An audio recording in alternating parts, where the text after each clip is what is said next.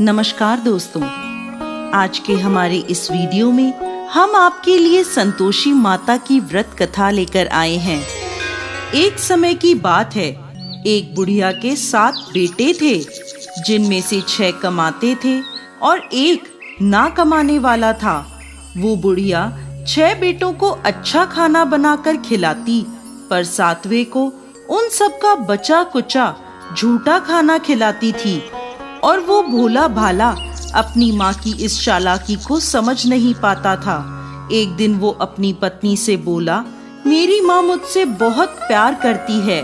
तो उसकी पत्नी बोली, वो तुम्हें सबका बचा कुचा खाना खिलाती है। इस बात पर उसे विश्वास नहीं हुआ।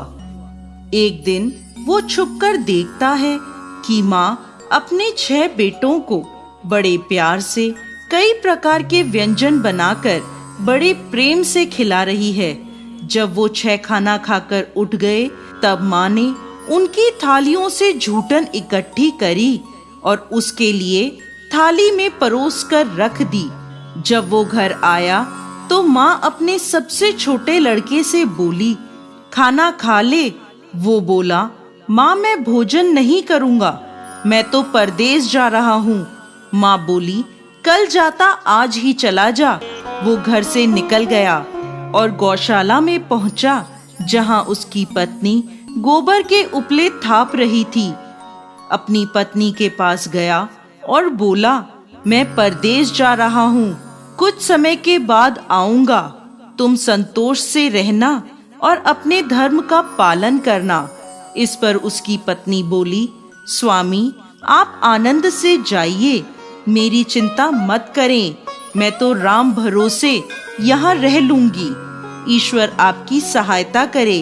अपनी कोई निशानी मुझे दे दीजिए, जिसे देखकर मैं धीरज करती रहूंगी। इस पर वो बोला, मेरे पास इस अंगूठी के सिवा कुछ भी नहीं है, तुम ये रख लो और मुझे भी अपनी कोई निशानी दे दो। वो बोली, मेरे पास तो कुछ भी नहीं है, बस ये गोबर से भरे हाथ हैं। ये कहकर उसने अपने पति की पीठ पर गोबर के हाथ की थाप मार दी। वो चल दिया। चलते चलते वो दूर किसी नगर में पहुंचा और एक व्यापारी की दुकान पर जाकर बोला, भाई मुझे नौकरी पर रख लो। व्यापारी को नौकर की जरूरत थी, तो वो बोला, ठीक है, लेकिन तनख्वाह तुम्हारा काम देखकर ही बताऊंगा। वो वहीं रहने लगा और सुबह 7 बजे से रात को 9 बजे तक नौकरी करने लगा। थोड़े ही दिनों में वो व्यापारी का सारा लेन देन और हिसाब किताब करने लगा। कुछ ही समय में सेठ ने उसे आधे मुनाफे का हिस्सेदार बना दिया। 12 वर्षों में वो नामी सेठ बन गया। इधर उसकी पत्नी को सास और जेठानियां बड़ा कष्ट देने लगी। उसे लकड़ी लेने जंगल में भेजती, भूसे की रोटी देती, फूटे नारियल में पानी देती। वो बड़े कष्टों से जीवन बिता रही थी।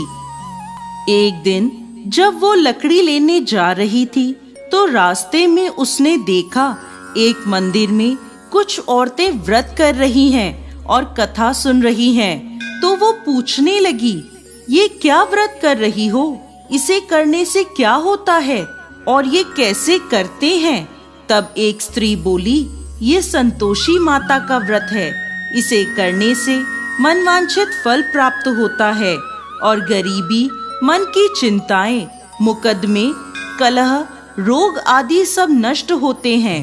संतान सुख, धन, शांति और मन पसंद वर मिलता है और दूर गए पति के दर्शन होते हैं।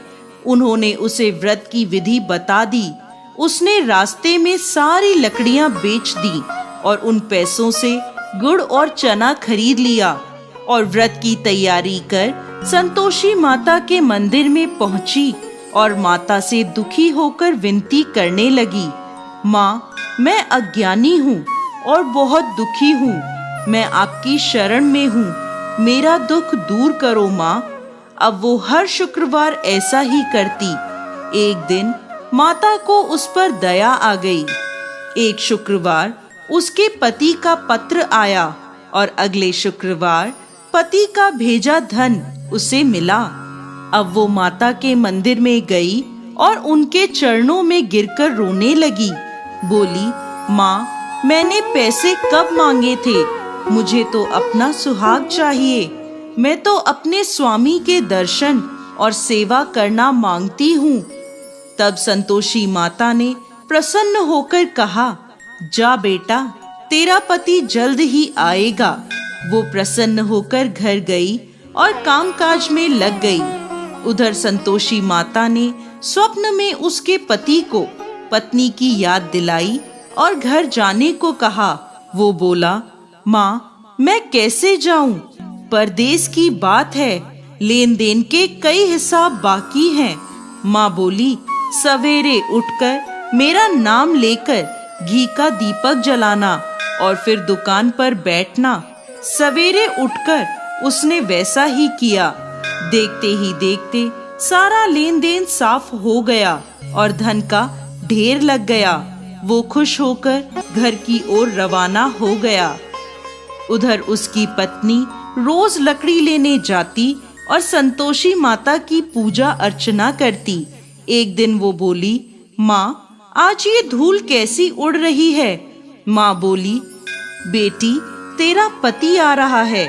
तू लकड़ियों के 3 ढेर बना, एक नदी के किनारे रख आ, एक यहाँ रख दे और तीसरा अपने सर पर रख ले। तेरे पति के दिल में इस लकड़ी के गट्ठर को देखकर मोह पैदा होगा और घर जाकर आवाज लगाना, सासू जी, लकड़ियों का गट्ठर लो, भूसे की रोटी दो और फूटे नारियल में पानी दो। आज मेहमान कौन आया है? उसने वैसा ही किया।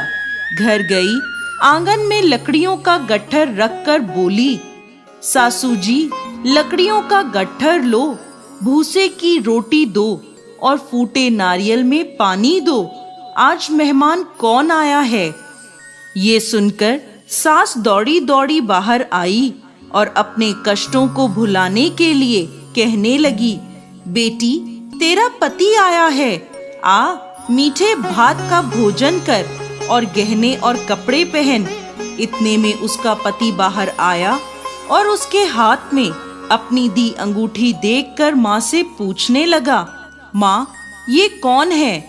माँ बोली, बेटा, ये तेरी बहू है। पूरे 12 बरस हो गए ये दिन भर घूमती फिरती है, कोई कामकाज भी नहीं करती। तुझे देखकर नखरे कर रही है। वो बोला, माँ, मैंने तुम्हें और इसे दोनों को देख लिया है। अब मुझे दूसरे घर की चाबियां दे दो, मैं उसमें रहूंगा। माँ बोली, ठीक है, जैसी तेरी मर्जी। और माँ ने चाबियों का गुच्छा पटक दिया। बेटे ने अपना सामान दूसरे घर में रख दिया। देखते ही देखते उनके राजा के समान ठाट बाट हो गए। अगला शुक्रवार आया। वो अपने पति से बोली, मुझे संतोषी माता के व्रत का उद्यापन करना है। वो बोला, खुशी से करो। वो तैयारियों में लग गई। उसने जेठ के लड़कों को जीमने बुलाया।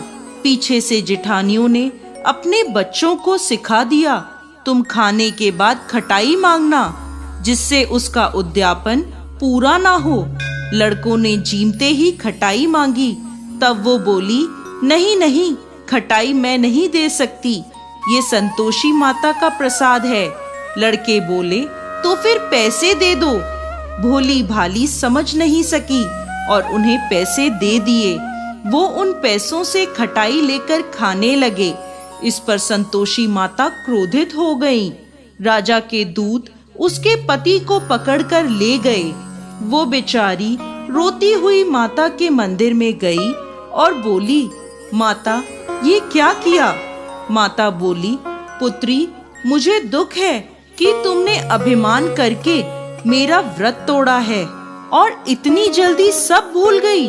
वो बोली, माता, मैंने तो कुछ गलत नहीं किया।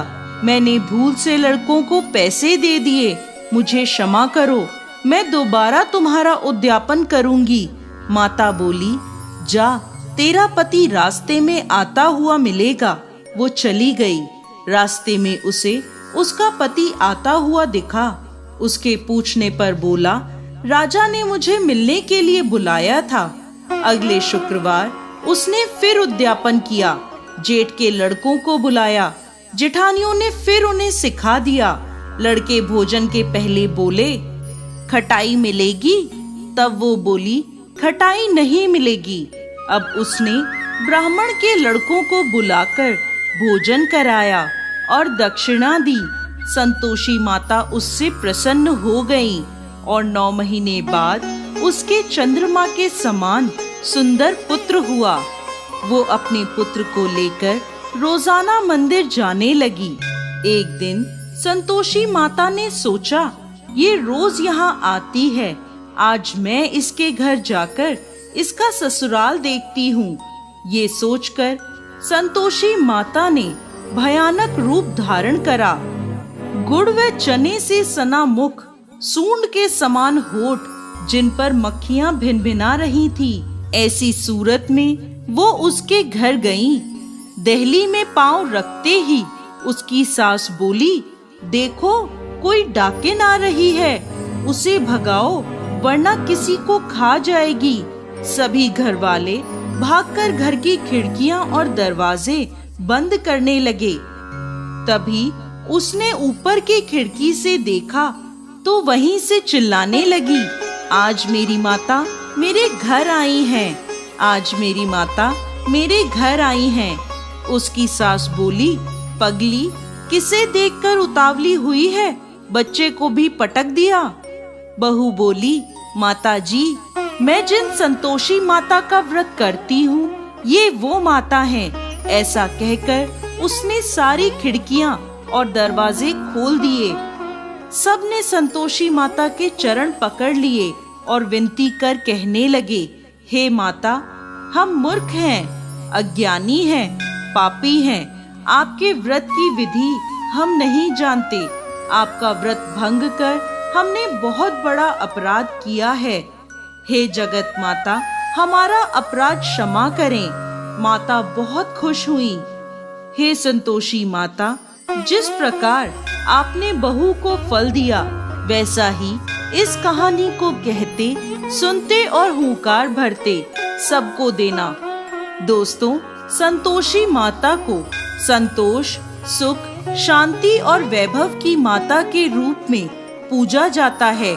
माता संतोषी भगवान श्री गणेश की पुत्री हैं। इनका यह व्रत करने से धन, विवाह, संतान आदि भौतिक सुखों में वृद्धि होती है। ये व्रत शुक्ल पक्ष के प्रथम शुक्रवार से शुरू होता है और 16 शुक्रवार तक व्रत कर इसका उद्यापन किया जाता है। गुड़ और चने का भोग माता को लगाया जाता है। ये व्रत करने वालों को खट्टी चीजों को ना ही खाना चाहिए और ना ही हाथ लगाना चाहिए। बोलिए संतोषी माता की